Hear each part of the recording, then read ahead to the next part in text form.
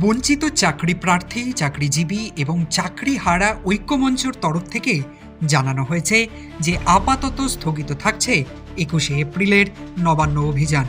কিন্তু এই ঘোষণার আগে থেকেই প্রশাসনের তরফ থেকে শুরু হয়ে গিয়েছিল অভিযান আটকানোর প্রস্তুতি। এদিন দুপুর থেকেই সাঁতরাগাছি স্টেশনের গায়ে জাতীয় সড়কের আশেপাশে টিন দিয়ে ঘেরার কাজ শুরু হয়। একই সঙ্গে জোর কদমে চলতে থাকে বাঁশ পোতা এবং সিসিটিভি লাগানোর কাজ। কিন্তু অভিযান স্থগিত হওয়াতে খুলে ফেলা হচ্ছে সমস্ত কিছু। কখন থেকে কাজে হাত লাগিয়েছিলেন এখানে এখানে বেলা 11টার সময়। কাজে হাত লাগিয়েছিলেন? অনেকটাই তো কাজ এগিয়ে গেছিল। হ্যাঁ, এগিয়ে গেছি। মানে ব্যারিকেড দেওয়ার জন্য বাঁশ টাস তো পাচ্ছিলেন আপনারাই তো? হ্যাঁ, বাঁধছিলাম তো। কি করছিলেন সকাল থেকে কাজ? বাঁশ পুঁতলাম, বাঁশ বাঁধলাম। বাঁশ এখন খুলতে বলছে, আমরা খুলছি।